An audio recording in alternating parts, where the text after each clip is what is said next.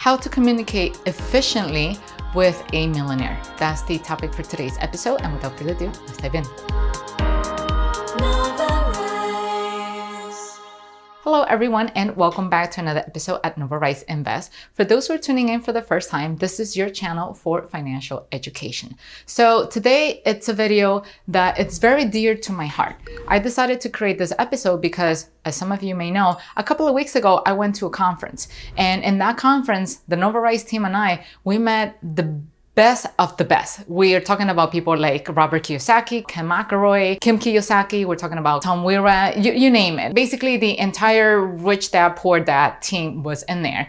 We went in there with the purpose of learning, of course, and at the same time, we were looking for solutions to some of the problems that we had that actually generated because of the pandemic. And I'm sure that at this point, you all know what they are. So the reason why I decided to create this episode was to share some of the tips, because it was actually the first time that the Novarise team and I interacted with people of that caliber, like top quality people. And we learned a couple of things that we wish we could have done differently during the first couple of days. But of course, like over time, we learned a lot from it. And I figure, hey, if I create an episode like this and I share some of the lessons learned that I acquire from that engagement with them, then you will definitely be a lot more efficient next time you stumble across a millionaire, so that you can make the best out of that conversation. So without further ado, let's just go straight into the board to share some of those tips. So the very first thing when it comes to talking or interacting with a millionaire is to always be concise,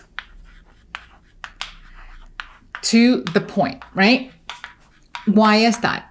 Well, these are people who are extremely busy. They're millionaires, right?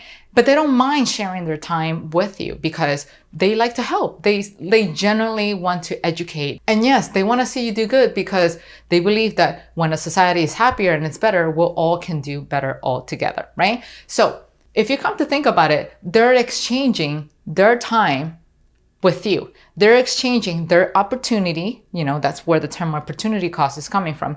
They are exchanging their opportunity to make more money elsewhere with every second, every minute that they're spending with you. And so if they're gonna share their time with you, they expect you to respect that. And the best way to respect that is by going straight to the point, so that they can either provide you with a response or whatever solution that you're looking for, and then maximize both of your time, right? And speaking of problems and solution, tip number 2 also has to do with problems, right? So every time you go to them to talk about a problem that you may possibly have, you always have to present the solutions that you have already tried. First off, millionaires, they don't look at problems like problems. They actually look at problems as an opportunity to grow. Literally, no joke. I'm not making this up. To them, that's just another way to be better at something. And whenever you're presenting your problem to them, they don't want you to go to them and just simply whine, right? Because if what you do is whine, you can just pay $200 to a psychologist and just go whine all you want. That's literally the joke, right? But if you're gonna go to them, you have to present the solutions that you have already tried and why have they not worked out for you. So that way you're helping them save time, because now at least they will know what you have already tried, so that they can think of another solution, an alternative to something that you have already tried that may work out for you, right? Now, point number 3, very important as well, is that every time they are presenting a solution to you, do not give them a but. 0 buts. But is the equivalent of excuses, but if the equivalent of a poor mindset. You haven't even tried it. So how do you know if it's not gonna work or not? And this is in fact something that happened to me personally when I was in that event, because I was talking about an issue that I had with some of the properties and the eviction and the rent collection and some of the stuff with them, in search of a better solution than the one I already had.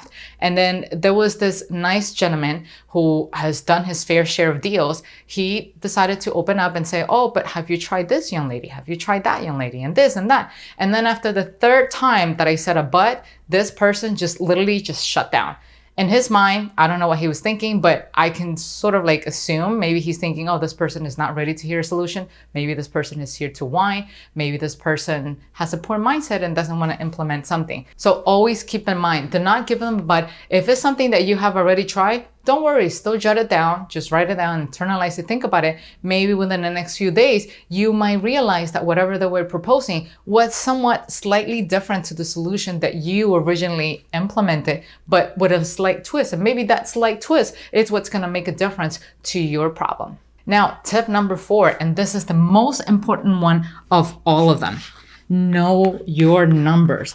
Very, very important. And by numbers, I'm talking about your return, your cash on cash, your expenses, the timing, right? How long is it gonna take you to recuperate your investment? What's the exit strategy?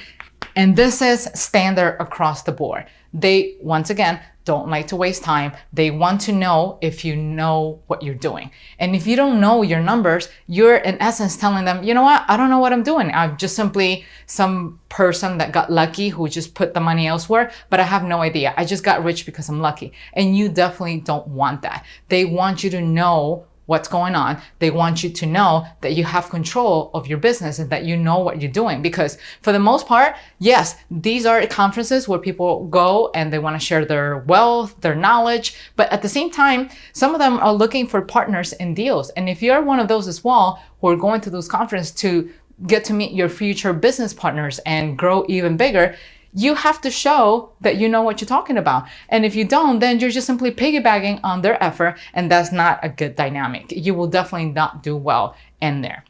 Now, the next tip, number 5, become valuable to them. I know this can sometimes be a little bit intimidating, the whole adding value part of it. And I'm telling you this because we experienced it ourselves. By the time we got to that conference, I mean, we're talking about people who are millionaires. They're the top of the top. They run multi-million dollars portfolios. Sometimes they even run multi-billion dollar portfolios.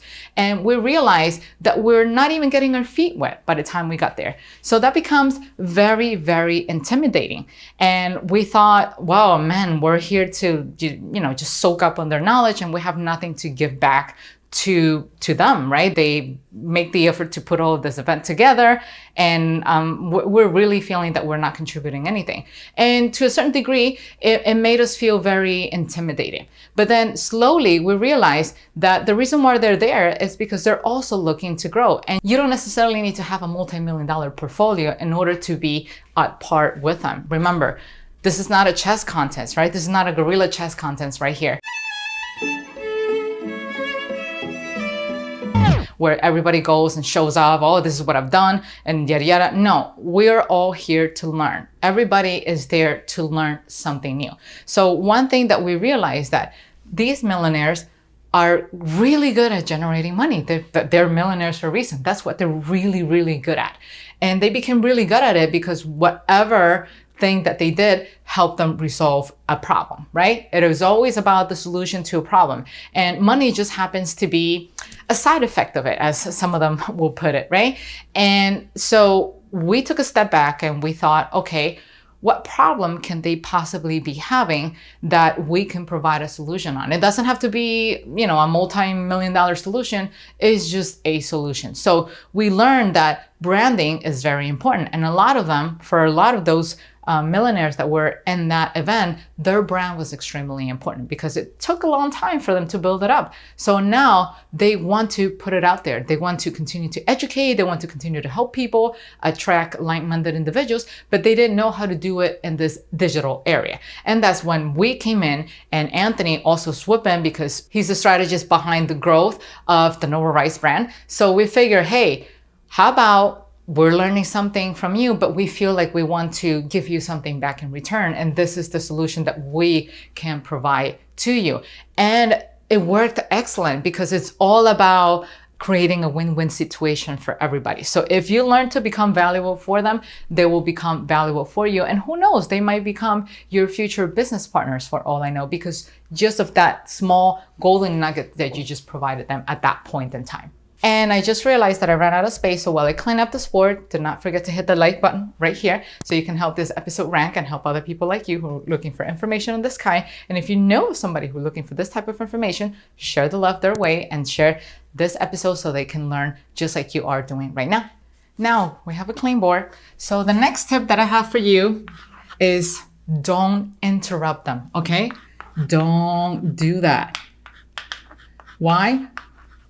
Aside from the fact that it's rude, you don't want to be perceived as insecure.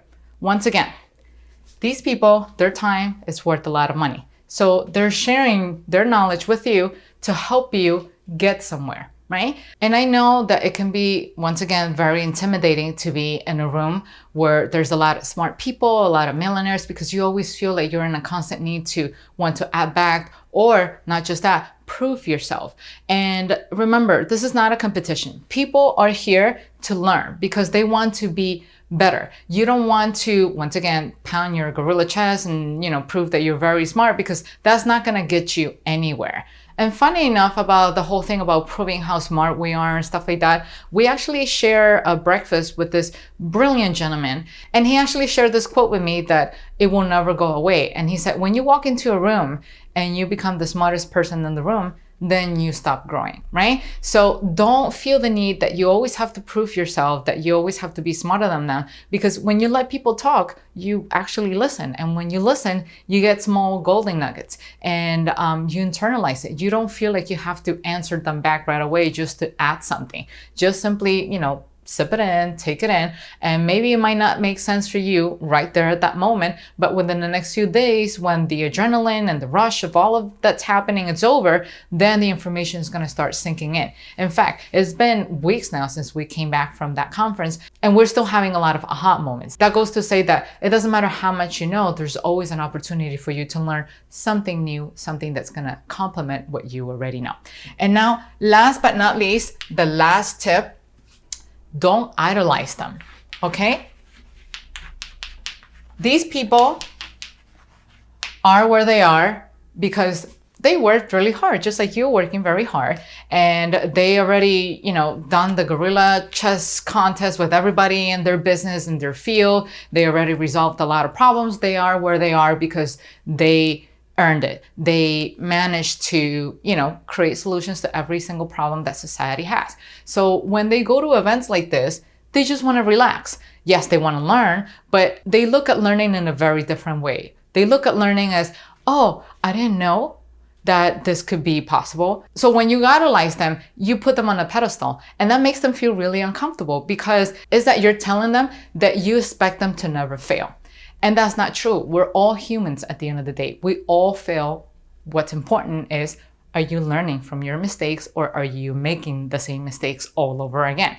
And when you idolize them too much, it makes them feel that they're out in the field pounding their chest again. And that's not the point. In fact, when we were in the middle of the conference, there was somebody in the audience who asked Ken McElroy, hey, when you get together with your millionaire friends, what is it that you talk about? And literally what he said was, we just talk about family. We asked about their kids, and we just hang out. We're normal people, and that's what they want people to understand, that they're normal. They all want to be happy. They all want to ensure their safety of their families, of their well-being.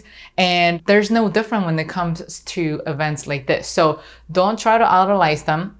And I know it's very difficult to do, but just treat them like normal people. The more they feel comfortable with you, the more they're going to start opening up and want to learn more about you, because they truly want to learn about what you do, where you're coming from, because they know that within you, there's something that they can learn. And hopefully they will exchange the favor and allow you to learn something from them. But it has to be a mutual win-win situation, so to speak. So hopefully you found this episode valuable. Once again, I decided to create this episode to share some of the tips, so that way you don't make the bloopers that I make during my event. And hopefully you can get the best out of those conversations when you bump into a millionaire. So that's pretty much all I have. Don't forget to check this episode right here. It's going to help you complement everything you learned today. And until then, I'll see you guys next time. Take care. Bye-bye.